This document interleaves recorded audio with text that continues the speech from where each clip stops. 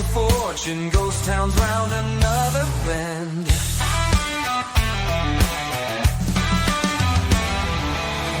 half empty, but I'm rolling, chasing dreams I'll never know.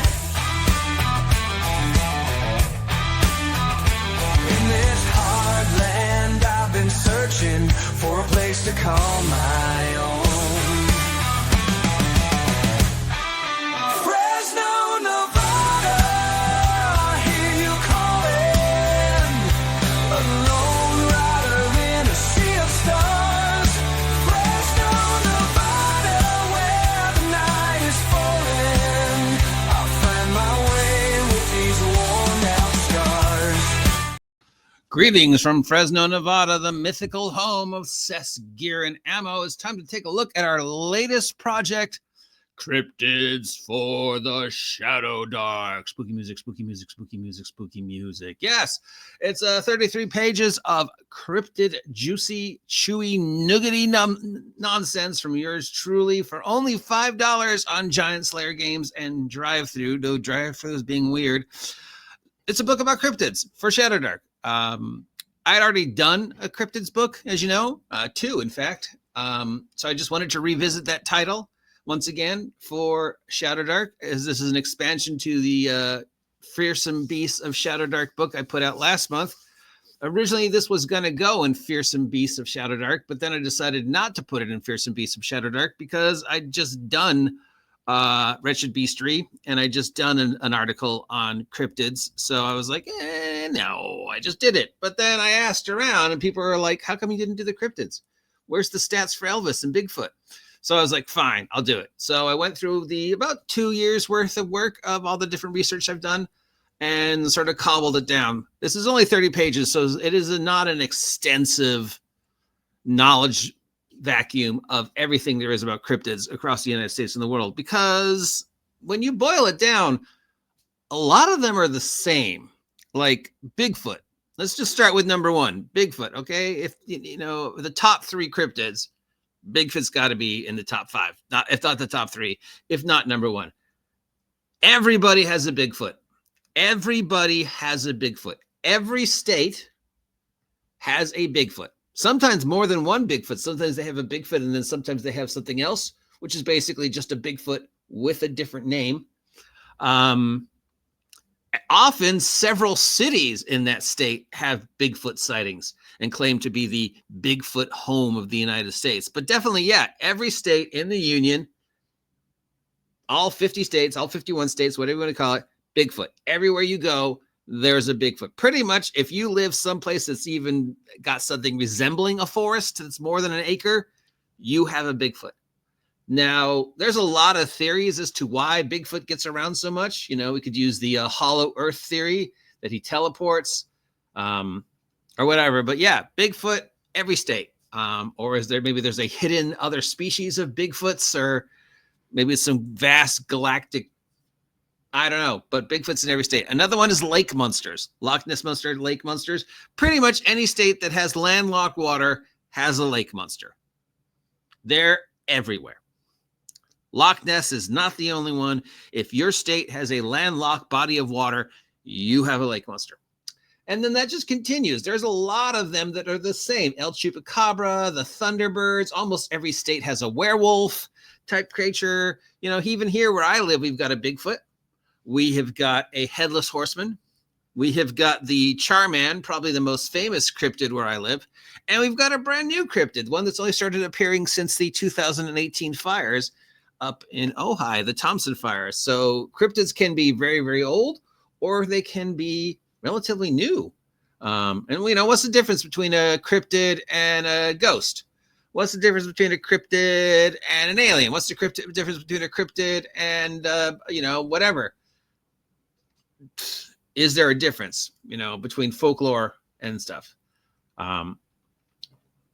So because I love research, I reached out to a actual cryptologist and asked him about cryptids and stuff like that. And visited the cryptology, cryptozoology website to talk about cryptids and talk about Bigfoot. And, you know, you got to remember that a lot of these sightings are actually something else. And when you like go into really looking into the sightings, you discover, oh, once you strip away the mythology, this is what he is. So every state has a Bigfoot, but 90% of those Bigfoot sightings were a bear. Because bears stand on their hind legs, and a lot of people don't remember this, you know, but bears can stand on their hind legs, and they can stand on their hind legs and sit on their rumps standing up. And in the dark or in between a lot of trees, a bear on its hind legs or just a bear can look like something else. And once that enters your brain that that's not a bear, it's something else, your brain starts filling in the blanks. Okay, maybe it's a fur man, it's a caveman, it's a monster, it's a scary thing. But no, about 90% of those are in a bear, which doesn't explain the sightings of Bigfoots in places that don't have bears. But then you can just also say, well, you know, bears migrate. And if it wasn't a bear, maybe it was something else. A lot of the Wolfman sightings are just dogs or wolves that were standing at their hind legs. You know, somebody's driving down the road, they see the black dog standing on the sideways, and they think, I'm going to die because the myth of the black dog. But really what it is, it was just a dog or a wolf standing on its hind legs or just sitting. And, you know, going by fast, lots of trees, you see this vaguely canine form that looks too tall to be a dog, and you're like, werewolf. Lake monsters and mermaids, lake monsters and mermaids. A lot of those were walruses and seals. Mermaids were seals, walruses, manatee, dolphins. A lot of the lake monsters have been discovered to just be really large trout. I mean, you know, it doesn't explain like the hundreds of feet long that Nessie's supposed to be, but also a lot of them were just, you know, a lot of them were discovered to be what we thought was a lake monster was a log. What we thought was a lake monster was a log with a duck on it. What we thought was a lake monster was a seal, a walrus, a manatee, a whale, some other animal, which explains, you know, why there's so many lake monsters, because seals get around. They migrate and they'll show up, you know, seals and walruses and sea lions can show up anywhere. But then, so that explains why a lot of them are the same. So just like last time, I broke it down to each state and each monster, and some of the ones that required a little explanation I went into, and some of the other ones I didn't go into. Definitely, you know, start with California because that's where I live, and we start with California. We got to start with my personal favorite cryptid, the Fresno Night Stalker, the Fresno Nightcrawler. The Fresno Nightcrawler, as you know, I've talked about the Fresno Nightcrawler before, is basically a pair of pants. People describe it as a pair of pants or something that looks sort of like vaguely like a pair of pants that are just sort of walking through the night. And unlike most cryptids, the Fresno Nightcrawler is actually friendly and helpful. There's even video captures of the supposed Fresno Nightcrawler. Also, I talk about Charman because Charman's very, you know, where I live is where Charman spots. And of course I have to mention the Ventura Vampire, which has only been recently appearing since the 2018 fires. And then for each state, I give the stats for one of the creatures. So I don't give stats for every state, every creature. I only do like 3 per state because I don't want to waste your space. And I wanted to keep this around $5. So we got, you know, California, Fresno Night Stalker. We got Alabama, Bigfoot. We got the Alabama white thing, which is basically a native Bigfoot to Alabama. Alaska, we've got 3 of theirs. And then we talk about the myth of the Wendigo. Arizona, we've got the Arizona. And then when it turns out that this is actually something real, I also note the things real. Like here we have the Arizona carnivorous plant, which is a cryptid of Arizona. But there actually is a carnivorous plant that is native to Arizona. That's the bladewort. So the myth of the carnivorous plant cryptid is actually based on an actual carnivorous plant. Same with the thunderbirds, the large birds that are actually often associated with storms. Well, turns out those are eagles. But then we have something frightening like the skinwalker. Man, not a lot of the cryptids are friendly. Most of them are pretty scary. Some of them more scary than others, but all of them are pretty scary, right? So yeah, we got to mention that some of these are not nice. We got Arkansas, Connecticut, Colorado, Delaware, all the states, Florida, Georgia. Now, in Florida, I was going to mention, Harmony Ginger, because she's a cryptid, but no, I was like, nah. So instead, we just talk about skunk ape, their local cryptid, unless Harmony Ginger and skunk ape are the same. Here's another one that was a real Hogzilla from Georgia. The Hogzilla cryptid was actually a real thing. It was a very large pig that was hunted down and shot, and they autopsied it, and turned out it was some sort of hybrid of a wild boar and a domestic farm pig. So this is a real thing that somehow evolved into a cryptid. So again, a lot of cryptids are based on real things. Hawaii, Idaho, Indiana, Iowa, Illinois, Kansas, Louisiana, Maryland, all the states, all 51 states. Here's another one, the Minnesota phantom kangaroos. A supernatural kangaroo that was seen in Minnesota between 1957 and 1967. Well, of course, after research, it was discovered that the phantom kangaroo was kangaroos, that somebody had, had a kangaroo in a backyard zoo and it escaped, and so people were seeing it. Mississippi, Montana, Missouri. If I mention your state, you've got a thing. Nebraska, Nevada. Got to have a little special for Nevada, because Nevada, as you know, holds a very special place in the tabletop role-playing game universe that I've created. Fresno, Nevada. And if you're going to talk about Fresno, Nevada cryptids, you got to talk about Area 51 and the graves. And when we talk about the top 3 cryptids of the United States of America, it's Bigfoot, Area 51, the Roswell aliens, whatever, and Elvis, who we talk about also. So little talk about Area 51. Area 51 exists. It's a real place. You can go there. You can get relatively close to it. Interesting thing about Area 51, despite the fact that it exists, the United States didn't acknowledge its existence until relatively recently. So they were like, what? Area 51? No, that's top secret. It doesn't exist. I don't know what you're talking about. I'm standing right here. No, you're not. I'm literally talking to a guy from Area 51. No, you're not. It doesn't exist. And then the United States was finally like, fine, it exists. But it's a top secret place where we test airplanes, like the SR, the Blackbird. Is that all it is? Absolutely. As far as you know. So are there aliens and stuff, super nooper stuff's being stored at Area 51? Or is it just a place where they store and experiment and conduct tests of things that they don't want the general public to know about, like spy satellites, supersonic jets, stuff like that? I know a lot of us want to believe in the spookiness and the stories and the mythology, and it's not like the government does anything to dissuade that. Sure, they'll say, oh, we cannot comment on that. But I think on some secret little level, they probably, hey, look at, people still talk about us and they still come out here, so why not allow the myth of Area 51 to continue? So obviously we got to talk about Area 51. We're talking about Nevada. Got to talk about Las Vegas. You got to talk about Elvis. And then we move on to New Mexico, another place that's got a famous mythology about it, because we've got the Roswell incident. There's, 1947, the Roswell incident. Did it happen? Did it not happen? Was it a spaceship? Was it a weather satellite? Was it a spy plane? What was it? Was it nothing? The story changes. There's one story that says they did capture something, and then there's the other story that says, no, it was a weather balloon, whatever.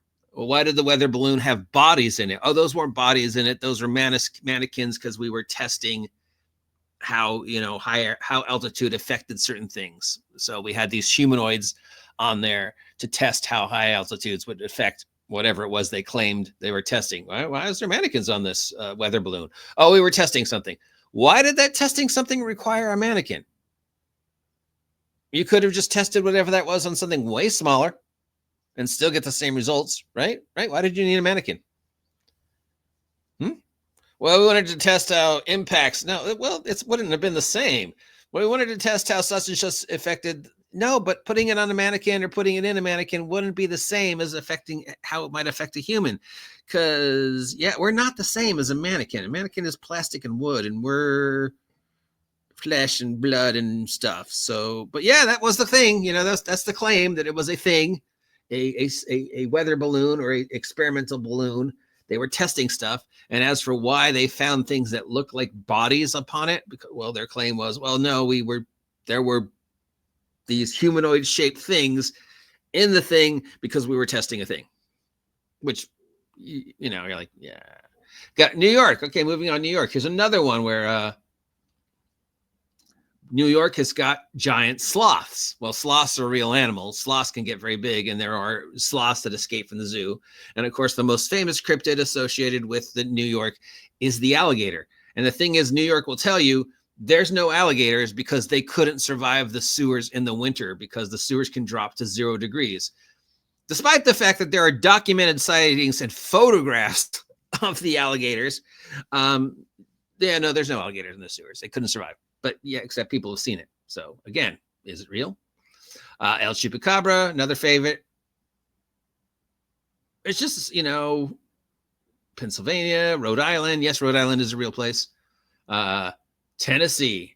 And if we go to Tennessee, we got to talk about probably, you know, if there's one great American cryptid, it's Elvis. It's people seeing Elvis. It's the fact that people saw Elvis after he died. In fact, the day that they reported Elvis' death, somebody saw Elvis in the airport. But of course, it couldn't have been Elvis because Elvis was dead. Now, in my past life as a radio DJ, I had the honor of talking to somebody who knew Elvis. And we talked about the mythology of Elvis. We talked about, you know, did Elvis do this, or is it just, you know, media? And, you know, there was stuff he could talk about, and there's stuff he could talk about. And, you know, when we came to the point where we were asking him, okay, is the king still alive?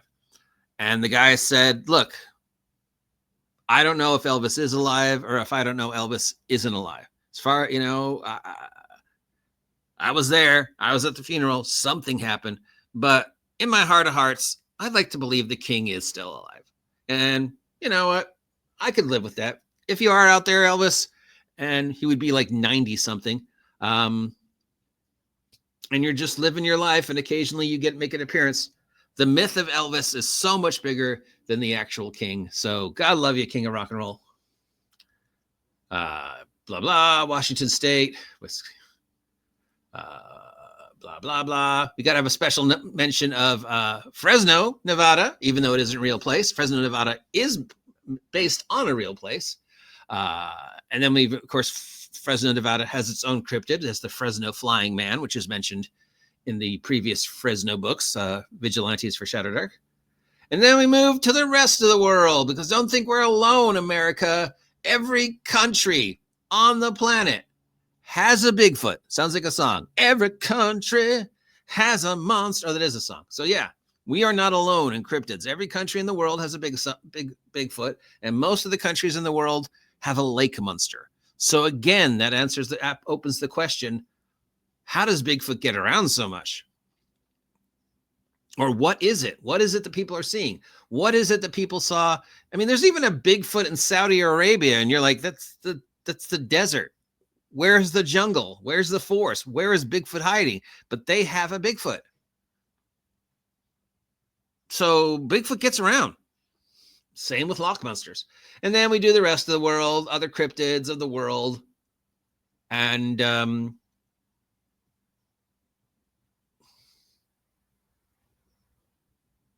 then, of course, the legal stuff. And then, of course, the research. A lot of research. You guys know I love the research. If somebody ever wanted to hire me and just pay me to do the research for their various role-playing products, like David Scott over at, you know, D&D Modern or some other company, I would be perfectly happy. I would be perfectly happy just being paid to do research and never publishing anything ever again.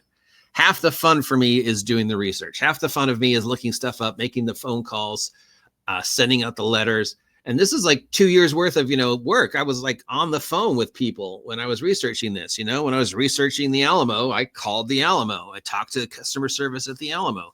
I called the cryptology and talked to actual cryptologists, you know, and lucky enough to talk to somebody who actually knew Elvis back when I lived in the San Fernando Valley in my previous life and was working for KVCM 83 AM, Van Nuys, California, to get to talk to somebody who knew the king and had spent time with Elvis.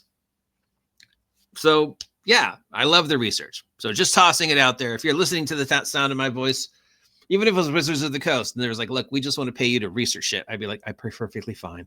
I don't need to ever publish anything again. Because half the fun for me is doing the research and then sharing it with you, which is, the top 10 reasons why I do what I do is because I like to share it with you. And speaking of sharing, we got to close with our girl. So there is sort of a bit of a story.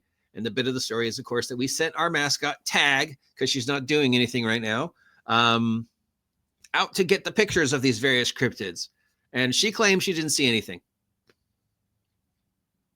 I don't know if I believe her, but according to Tag, she was out there looking for cryptids, didn't find anything.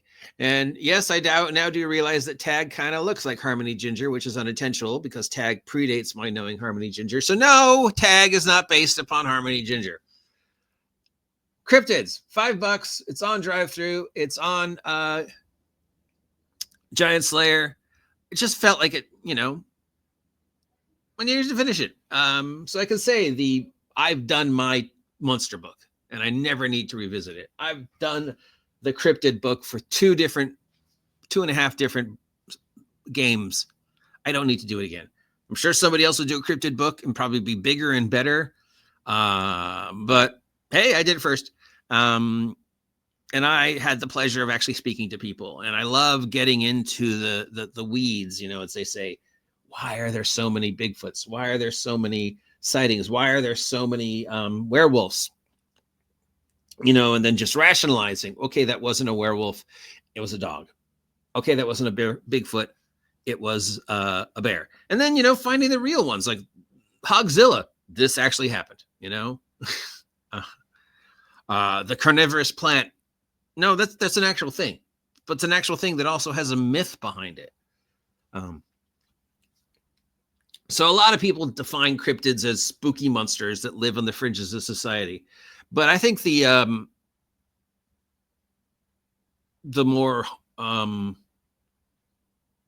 better description, one of the cryptologists I spoke to said is, don't think of them as spooky monsters. Just think of them as something we've either forgot about or something we haven't discovered yet. Because a lot of things that were cryptids then are now things that are real, like the tapir. The tapir used to be a mythological creature that people saw and were like, ooh. But then time and money and energy and investment and research and study is like, no, there is a real animal out there. It's the tapir, and we've been able to record it. We've got some in captivity. So here is a cryptid that became real. The same with the Tasmanian wolf / tiger. Real thing that became a cryptid that became a real thing. Because now they've rediscovered the species. So cryptids aren't spooky monsters that are going to eat your babies.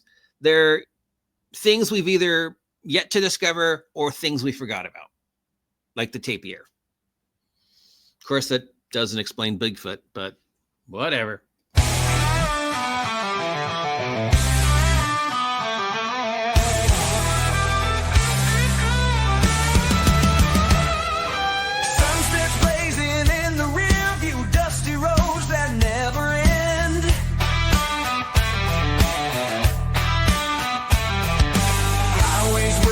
Tales of fortune.